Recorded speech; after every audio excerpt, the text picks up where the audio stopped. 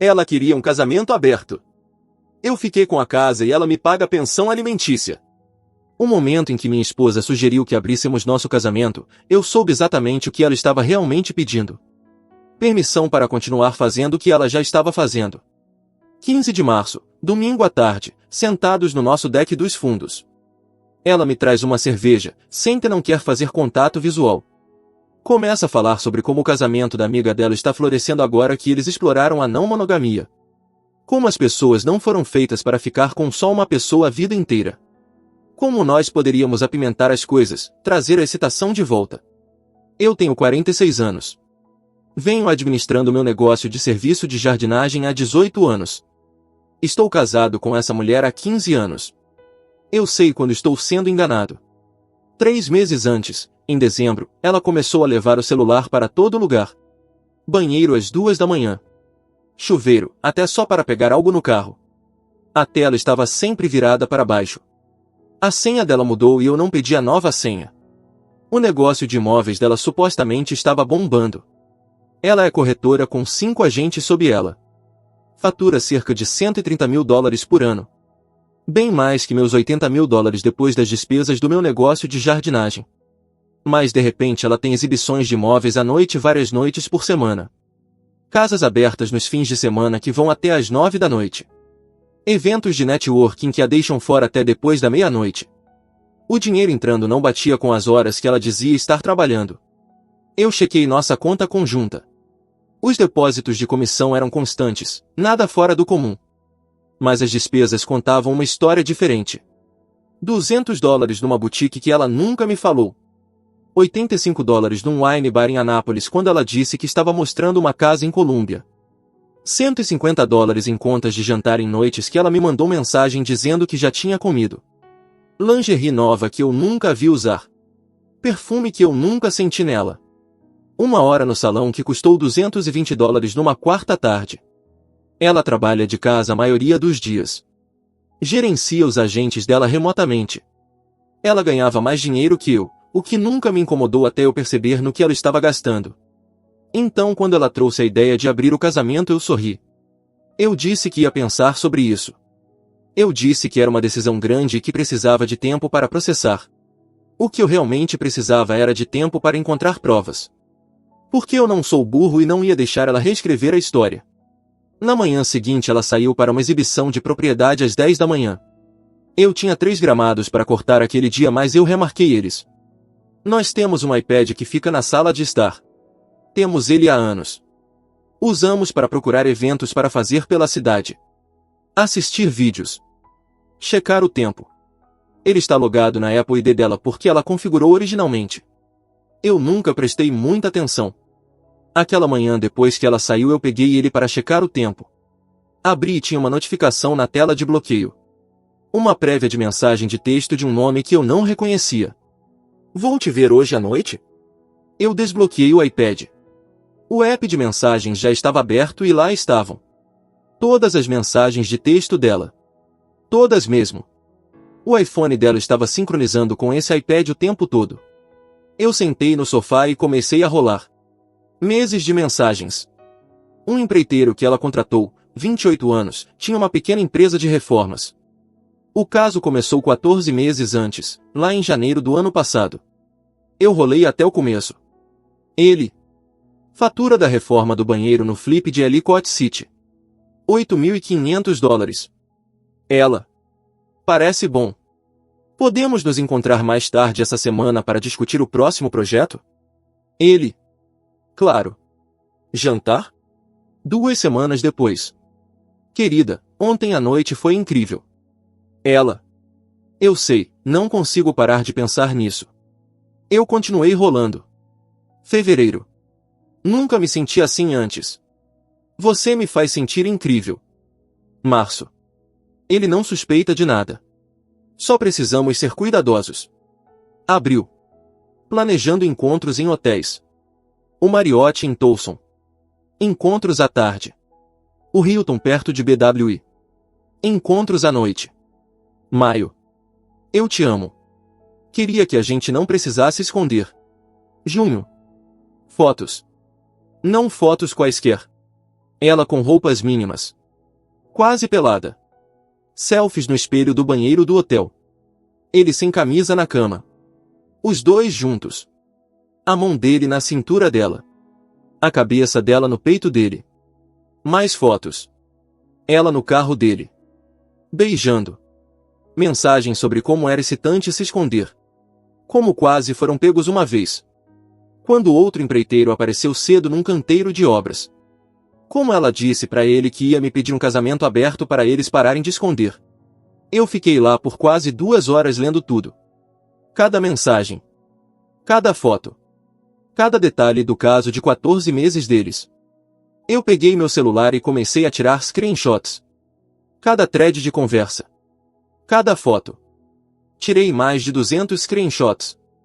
Depois mandei todos para mim mesmo e bacupei no meu armazenamento em nuvem pessoal. Encontrei faturas misturadas com as mensagens de amor.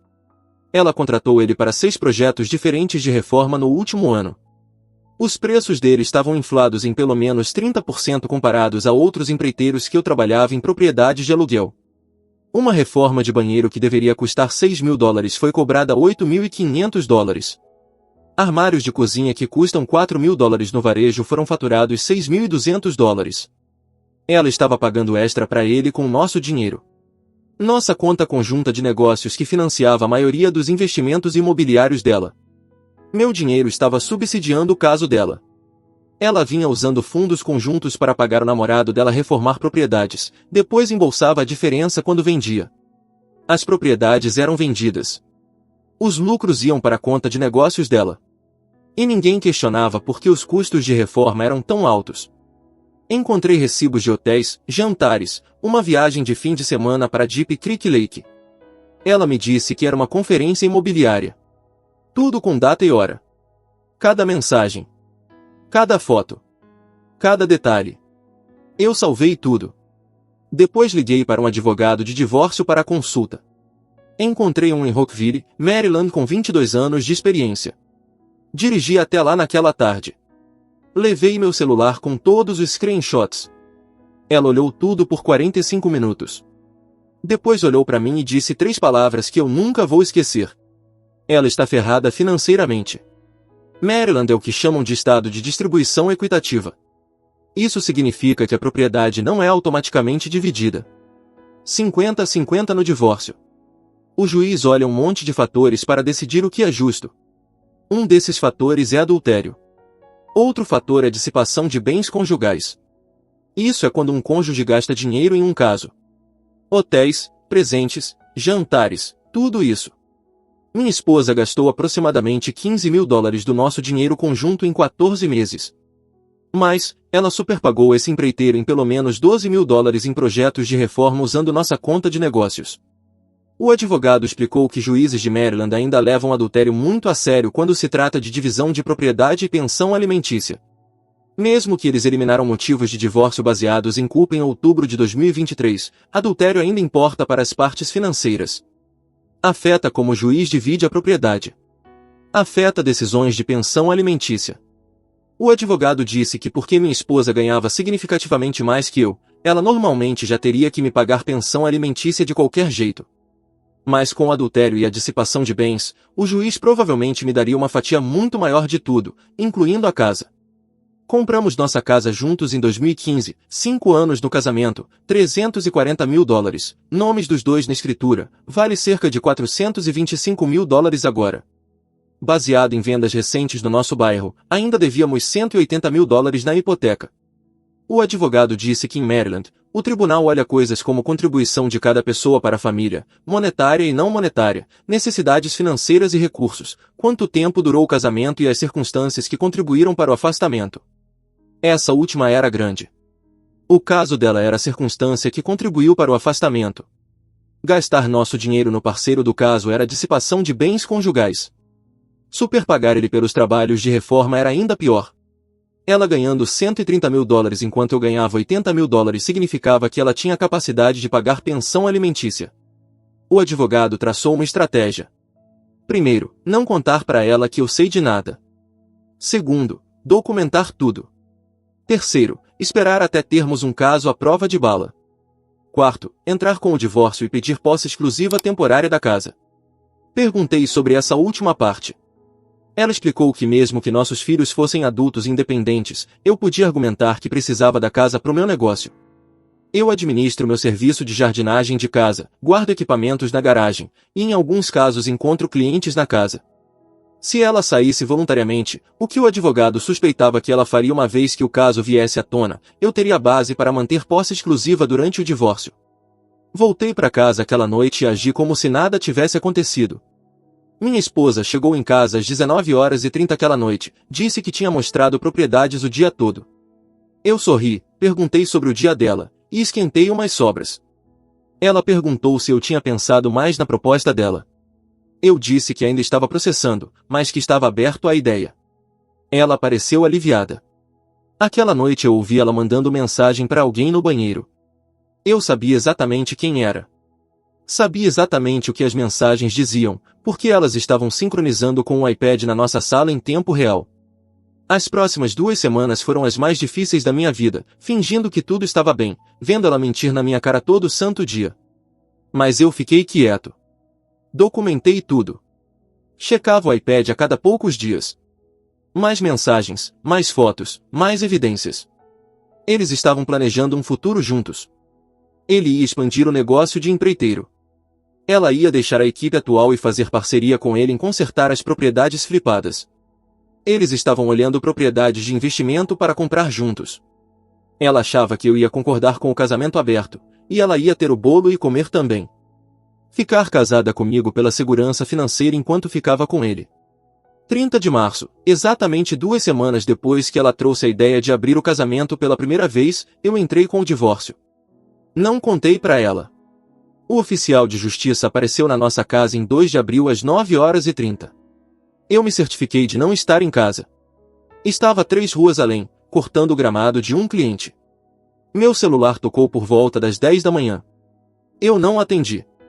12 ligações a mais na próxima hora. Os voicemails foram de confuso para bravo para chorando para ameaçando. Eu não ouvi até mais tarde. Cheguei em casa às 16 horas. Ela estava sentada na sala com os papéis do divórcio na mesa de jantar. O rosto vermelho. Maquiagem borrada de tanto chorar. Ela começou a gritar no segundo que eu entrei. Como eu pude fazer isso? Eu passei por ela, fui pro quarto, comecei a arrumar as roupas dela. Ela me seguiu, ainda gritando. Eu entreguei 3 malas para ela e disse que ela precisava sair. Ela disse que aquela era a casa dela também. Eu disse que meu advogado entraria em contato. Ela podia ficar num hotel ou com um namorado empreiteiro. Ela parou de falar e me encarou quando eu disse isso. Tentou negar. Eu peguei meu celular e mostrei um dos screenshots do iPad. Aquele deles na cama juntos. Ela começou a chorar de novo, dizendo que foi um erro. Que terminaria. Que a gente podia fazer terapia. Eu disse que era tarde demais para isso. E disse que ela tinha 1 hora para arrumar e sair. Se não saísse, eu chamaria a polícia e mostraria as evidências do caso e da dissipação de bens conjugais. Eu estava blefando. Disse que faria todo mundo saber. A equipe dela, os clientes, a associação imobiliária local, todo mundo. Ela saiu, pegou as malas, entrou no carro, foi embora. Eu troquei as fechaduras naquela noite. Meu advogado entrou com pedido de posse exclusiva temporária da casa na manhã seguinte, argumentou que eu precisava dela para o meu negócio, que minha esposa tinha saído voluntariamente, que ela ganhava significativamente mais e podia pagar moradia alternativa. O juiz concedeu em 1 semana. Minha esposa teve que encontrar outro lugar para morar. Ela se mudou para a casa dele. Ele morava num condomínio em Ellicott City, alugado, 1 quarto. Meu advogado começou a descoberta imediatamente, pediu todos os registros financeiros do negócio imobiliário da minha esposa, extratos bancários, extratos de cartão de crédito, tudo. Meu advogado intimou tudo que podia, pediu os registros telefônicos dela para provar a linha do tempo. Tínhamos tudo dos screenshots do iPad, mas queríamos mais. Em maio, tínhamos construído um caso absolutamente à prova de bala, $14.847 gastos no caso em 14 meses em quartos de hotel, jantares, presentes, viagens, mais $12.300 em superpagamentos ao empreiteiro por trabalhos de reforma. Dissipação total, $27.147. Tínhamos 847 mensagens de texto entre eles, 127 fotos, 4 vídeos que eu nunca assisti. Datas e horas provando que ela estava com ele em horário de trabalho quando supostamente estava gerenciando a equipe ou mostrando propriedades. Minha esposa contratou um advogado, algum cara de Baltimore, que cobrava quase $300 a hora. Ele tentou argumentar que as leis de divórcio sem culpa de Maryland significavam que o caso não importava. Meu advogado destruiu essa afirmação. Maryland eliminou motivos de divórcio baseados em culpa, sim, mas adultério ainda importa absolutamente para a pensão alimentícia e divisão de propriedade. A lei é clara. O juiz considera as circunstâncias que contribuíram para o afastamento das partes. Adultério é uma circunstância. O advogado da minha esposa tentou argumentar que ela merecia metade da casa, que a contribuição de renda dela ao longo dos anos significava que ela devia ficar com 50% do patrimônio. Meu advogado mostrou ao juiz as evidências de dissipação, mostrou a linha do tempo do caso, mostrou as faturas infladas onde ela pagava extra pro namorado, mostrou que minha esposa já tinha saído voluntariamente, mostrou que eu precisava da casa para as operações do meu negócio. Em junho, o advogado da minha esposa estava dizendo para ela aceitar acordo. Ela recusou. Queria lutar pela casa. Não podia pagar para me comprar, mas queria forçar uma venda para pegar a metade. O problema era que o juiz não estava aceitando. A audiência temporária em julho foi brutal. Meu advogado apresentou tudo, cada mensagem, cada foto, cada recibo, cada fatura inflada, mostrou ao juiz exatamente quanto dinheiro minha esposa desperdiçou no caso, mostrou como ela desviava dinheiro extra pro namorado através de custos falsos de reforma, mostrou a linha do tempo provando que começou enquanto ela supostamente estava construindo a equipe imobiliária. O juiz perguntou ao advogado da minha esposa se ele tinha alguma evidência para refutar as alegações. Ele não tinha porque era tudo verdade. O juiz me concedeu posse exclusiva continuada da casa pendente o decreto final de divórcio. Ordenou que minha esposa pagasse pensão alimentícia temporária de $1.100 por mês a partir de 1º de agosto. Em Maryland, pensão alimentícia é baseada em um monte de fatores. Padrão de vida durante o casamento, duração do casamento, idade e saúde das duas partes, capacidade de cada um se sustentar, necessidades financeiras e recursos, e mais importante, as circunstâncias que contribuíram para o afastamento. Estávamos casados há 15 anos. Ela destruiu o casamento com o caso. Gastou nosso dinheiro no parceiro do caso. O juiz disse que tudo isso importava. A situação de moradia da minha esposa desmoronou em setembro. O empreiteiro cansou dela morando no condomínio de um quarto dele. Eles começaram a brigar bastante. Acontece que ele não queria de verdade um relacionamento pronto com uma mulher passando por um divórcio amargo. Queria a excitação do caso, não a realidade de um relacionamento de verdade.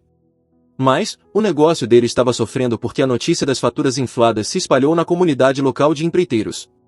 Ninguém queria trabalhar com um cara que cobrava 30% acima da taxa de mercado para os clientes. Ele mandou ela embora. Ela teve que alugar um apartamento próprio, $1.950 por mês por um quarto em Colômbia. Mais os $1.100 por mês que pagava para mim em pensão temporária, mais a metade das contas de cartão de crédito conjugais restantes até o divórcio ser final. O salário de $130.000 dela não ia tão longe quanto ela pensava. Enquanto isso, eu morava na nossa casa, administrava meu negócio, economizava dinheiro. A audiência final de divórcio foi marcada para novembro. Em outubro, o advogado da minha esposa estava implorando para a gente aceitar acordo. Ela não podia mais pagar para continuar lutando. Meu advogado ofereceu um acordo. Eu fico com a casa, assumo a hipoteca completa. Ela pega $40.000 como parte do patrimônio, pago em 2 anos. Ela me paga $1.300 por mês em pensão alimentícia reabilitadora por 3 anos. Ela fica com o 401k dela. Eu fico com o meu. Ela fica com o negócio dela. Eu fico com o meu serviço de jardinagem. Dividimos as economias conjuntas restantes, cerca de $8.000 cada. O advogado dela disse para ela aceitar. Ela ainda recusou. Queria a audiência completa, queria argumentar o caso dela. 18 de novembro, audiência final de divórcio. Juiz ouviu os dois lados. Minha esposa tentou argumentar que o caso não importava, que ela contribuiu igualmente pro casamento, que merecia metade de tudo. Meu advogado apresentou as evidências de novo, tudo. As mensagens, as fotos, os recibos de hotel, as faturas infladas do empreiteiro. O juiz levou exatamente 15 minutos para decidir. Eu fiquei com a casa, propriedade total. Tive que refinanciar para tirar ela da hipoteca em 90 dias. Ela pegou $35.000 como parte do patrimônio, pago em uma parcela única em 60 dias. Ela teve que me pagar $1.300 por mês em pensão alimentícia reabilitadora por 4 anos. O juiz disse que era apropriado dadas as circunstâncias, minha renda menor e minha necessidade de reconstruir minha estabilidade financeira depois do fim do casamento, o que eu não entendo muito. Eu não estava passando necessidade nem nada, mas aceitei. A lei de Maryland permite pensão alimentícia reabilitadora quando um cônjuge precisa de suporte para se tornar autossuficiente. Mesmo que eu já fosse autossuficiente, o juiz disse que a pensão era justificada pela disparidade nas nossas rendas e pelo papel dela em acabar com o casamento. Cada um ficou com as contas de aposentadoria. Cada um ficou com os negócios. Economias conjuntas divididas 50-50. Ela teve que pagar as próprias custas legais, que passaram de $18.000. Eu paguei as minhas, $12.000, mas valeu cada centavo. O divórcio foi finalizado em 22 de novembro. Refinancei a casa em janeiro. A taxa de juros era mais alta que a que tínhamos em 2015, mas eu não ligava. Valia cada centavo para tirar o nome dela da hipoteca e ter a casa completamente no meu nome. Minha ex-esposa me pagou os $35.000 em dezembro, teve que tirar da conta de aposentadoria e levar a penalidade. Começou a me pagar $1.300 por mês em janeiro. 6 meses depois do divórcio ser final, eu conheci alguém. Uma mulher que tem uma padaria. Ela é honesta, trabalhadora, valoriza as mesmas coisas que eu. Temos ido devagar, construindo algo real. Atualização: faz quase 3 anos que o divórcio foi finalizado. Tenho 49 anos agora. Ainda recebo o pagamento de $1.300 da minha ex-esposa no primeiro dia de cada mês. Às vezes atrasa um dia, mas sempre chega. Falta 1 ano de pagamentos. Depois disso, ela termina. A casa é completamente minha agora. Refinanciada e com pagamentos em dia. Coloquei cerca de $15.000 em reformas nos últimos 2 anos. Telhado novo, atualizei o banheiro master, refiz os pisos de madeira. Meu negócio está melhor que nunca. O crescimento inicial virou 22% de crescimento no último ano. Contratei 2 caras meio período para ajudar com as contas comerciais. Estamos lotados até o verão, e já estou agendando limpezas de outono. Acontece que quando você não está constantemente preocupado com o que sua esposa está fazendo pelas costas, você tem muita mais energia para focar em construir algo real. Ainda estou com a mulher que mencionei antes, a dona da padaria. Estamos juntos há cerca de 2 anos e meio agora. Ela sabe toda a história da minha ex-esposa. Não julga, não fica perguntando, só me apoia. É bom estar com alguém que valoriza a honestidade. Minha ex-esposa ainda está lutando. Ela tem 47 agora, parece mais velha que a idade. Ouvi que ela está com só um agente agora. O outro saiu há uns 6 meses para entrar numa corretora maior. Ela está fazendo mais exibições e vendas ela mesma, o que significa mais horas por menos dinheiro. A renda dela provavelmente está mais perto de $75.000 agora, talvez $80.000 se tiver um ano bom. Aquele apartamento de 1 quarto em Columbia está consumindo uma fatia enorme do salário líquido dela, e ela ainda tem aquele pagamento mensal de $1.300 para mim por mais um ano. O empreiteiro nunca se recuperou. Última coisa que eu vi, ele está trabalhando para a empresa de outra pessoa agora, fazendo reformas básicas, não comanda mais o próprio negócio. O escândalo das faturas infladas destruiu a credibilidade dele no mercado local. Eu vi minha ex-esposa uma vez há uns 6 meses. Estava na loja de materiais de construção carregando adubo na minha caminhonete. Ela passou com um carrinho de compras, não me viu de primeira. Parecia cansada, desgastada pelas consequências das escolhas dela. Quando finalmente me notou, só fez um aceno e continuou andando. Sem palavras, sem drama, só 2 estranhos que já foram casados. Eu não odeio mais ela. Não estou bravo. Simplesmente não me importo. Ela fez as escolhas dela, e essas escolhas tiveram consequências. O iPad ainda está na minha sala. Fiz reset de fábrica e configurei com minha própria Apple ID. Uso para as mesmas coisas que usávamos antes, receitas, tempo, assistir vídeos enquanto tomo café da manhã. Às vezes penso naquela manhã quando desbloqueei e encontrei todas aquelas mensagens. Como meu mundo inteiro mudou em 2 horas. Como um dispositivo esquecido derrubou 14 meses de mentiras. As pessoas me perguntam se eu preferiria nunca ter sabido, se ignorância seria a felicidade. A resposta é não. Eu mereço saber a verdade. Mereço a chance de tomar decisões informadas sobre minha própria vida. E mereço coisa melhor que alguém que me olharia nos olhos todo dia enquanto planejava um futuro com outra pessoa. O iPad me deu essa verdade. O sistema judicial de Maryland me deu justiça. E agora, 3 anos depois, eu tenho algo que não tinha nos últimos anos do meu casamento. Paz, paz real e genuína. Eu durmo bem. Trabalho duro. Estou construindo uma vida com alguém que me escolhe todo santo dia e todo mês. Quando aquele depósito de $1.300 entra na minha conta, é só um lembrete. Um lembrete de que escolhas têm consequências. E um lembrete de que às vezes a tecnologia feita para nos manter conectados é a mesma tecnologia que revela quem a pessoa realmente é. Minha ex-esposa queria um casamento aberto para poder ter tudo. A segurança financeira do nosso casamento e a excitação do caso dela. Em vez disso, perdeu tudo. A casa, a renda, o respeito, o relacionamento, tudo. E eu sou quem saiu na frente. Não porque queria vingança, mas porque me recusei a ser feito de bobo.